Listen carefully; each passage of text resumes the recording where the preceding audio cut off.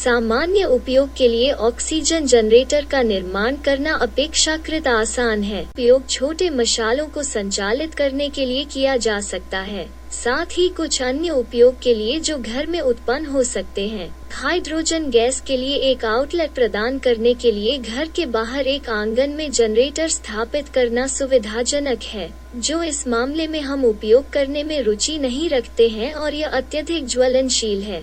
इस परियोजना के लिए किसी महंगे या मुश्किल से प्राप्त घटकों की आवश्यकता नहीं है। सबसे पहले आपको पीवीसी पाइप का एक टुकड़ा चाहिए, जो व्यास में लगभग 4 इंच और लगभग 10 इंच लंबा है।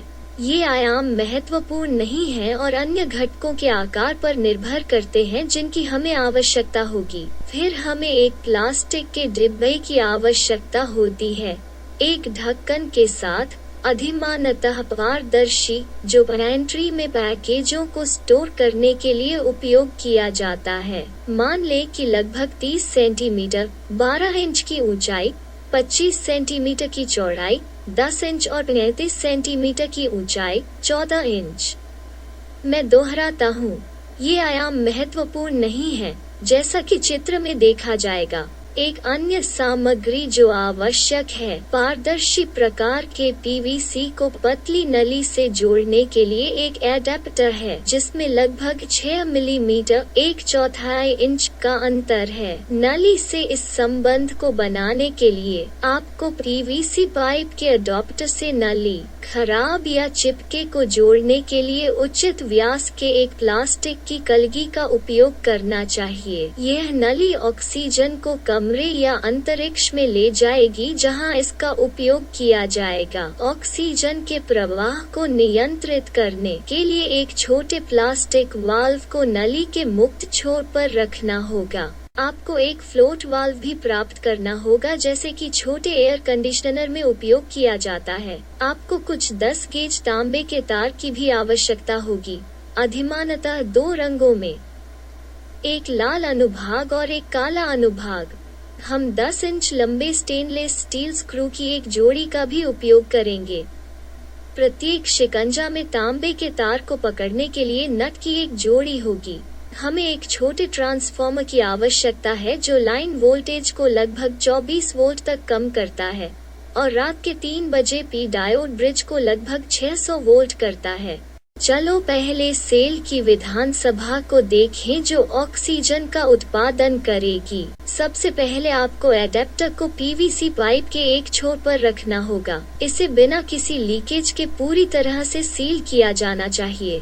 अगला, लाल तार की एक छोटी लंबाई को इसके इंसुलेशन से छीन लिया जाना चाहिए, ताकि तांबे के तार के साथ एक तरह की आंख में घाव हो सके। यह सुराख स्टेनलेस स्टील के बोल्ट के एक छोर के माध्यम से कसकर फिट होना चाहिए। इसे 2 नट के बीच पकड़ना चाहिए। तांबे के तार को थोड़ा जलरोधक थर्मल सिलिकॉन से ढकना चाहिए।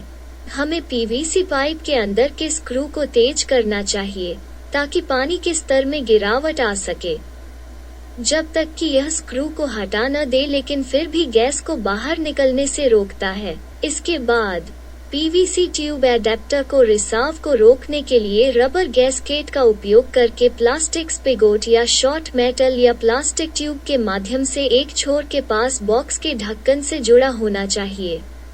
आपको यह सुनिश्चित करने के लिए बॉक्स पर ढक्कन प्रस्तुत करना होगा कि सेट में बॉक्स के नीचे से कुछ सेंटीमीटर निलंबित करने के लिए पर्याप्त जगह है। यदि आवश्यक हो तो इस स्थिति को पूरा करने के लिए ट्यूब को थोड़ा छंटनी की आवश्यकता होगी। इकट्ठे विधानसभा को इस ड्राइंग की तरह दिखना चाहिए। अब तक कोशिका ऑक्सीजन उत्पन्न करने के लिए तैयार है, लेकिन हाइड्रोजन आउटपुट तैयार करने के लिए अभी भी आवश्यक है एक गैस जो इस प्रक्रिया से भी उत्पन्न होती है। काले तार को अन्य स्टेनलेस स्टील के स्क्रू से जोड़ा जाता है, नट और सिलिकॉन की जोड़ी का उपयोग करके भी। इस पेंच को बॉक्स के ढक्कन से जोड़कर निलंबित किया जा सकता है। बॉक्स में पानी होने पर यह पेंच पूरी तरह से ढका होना चाहिए। बॉक्स के दूसरे छोर के पास एक छेद बनाया जाता है जो लगभग 2/1/2 सेंटीमीटर, 1 इंच के व्यास के साथ एक पीवीसी पाइप को समायोजित कर सकता है। वायुमंडल में हाइड्रोजन के लिए एक आउटलेट प्रदान करने के लिए इस ट्यूब का विस्तार 3 मीटर तक होना चाहिए। बारिश के पानी के प्रवेश को रोकने के लिए इस ट्यूब के ऊपरी छोर पर कोहनी की एक व्यवस्था रखी गई है। आपको एक फ्लोट स्थापित करने के लिए बॉक्स के एक तरफ एक छेद बनाना होगा जिसमें प्लास्टिक वाल्व के माध्यम से ठंडे पानी के पाइप के माध्यम से कनेक्ट करने के लिए एक पतली नली होगी।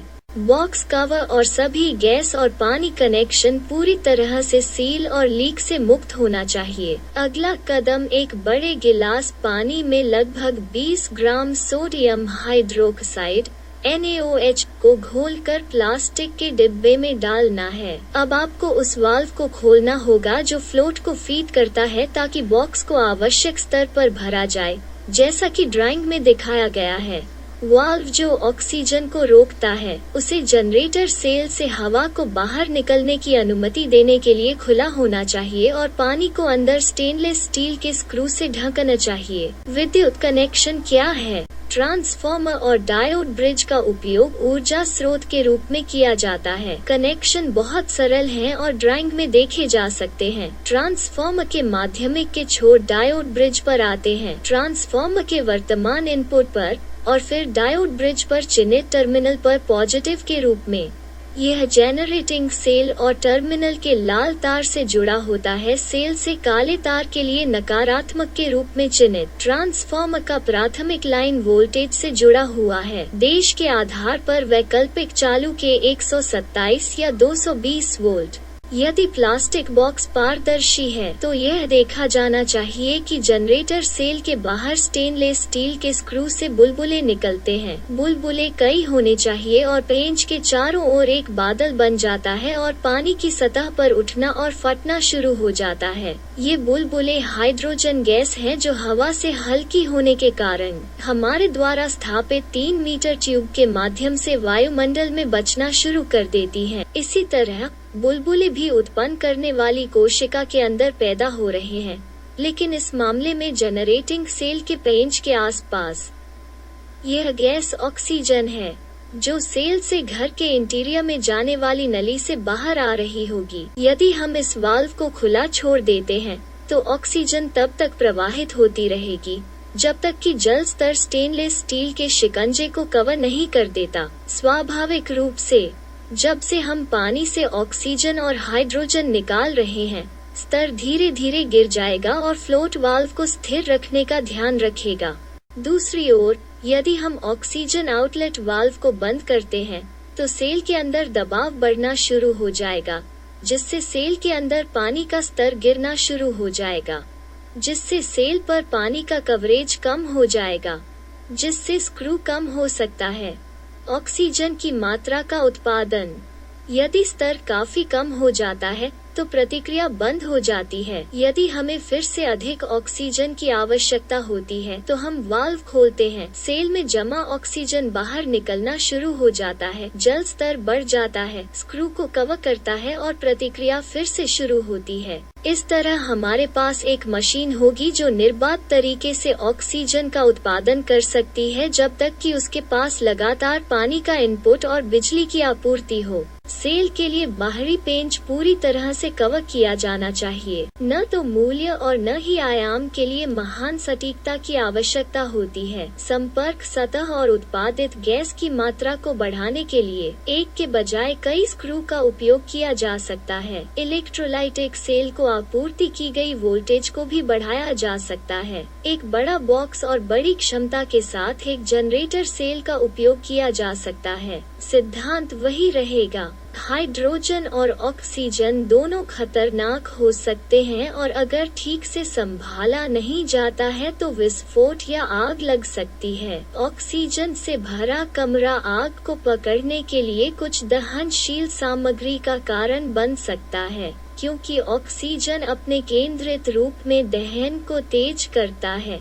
यह कुछ धातुओं को भी प्रज्वलित कर सकता है। दूसरी ओर, हाइड्रोजन अत्यधिक ज्वलनशील है और काफी गंभीर समस्या पैदा कर सकता है। इनमें से किसी भी गैस को संभालते समय स्पार्क या खुली लपटों का उत्सर्जन करने वाले उपकरणों के पास होने से बचना सुनिश्चित करें।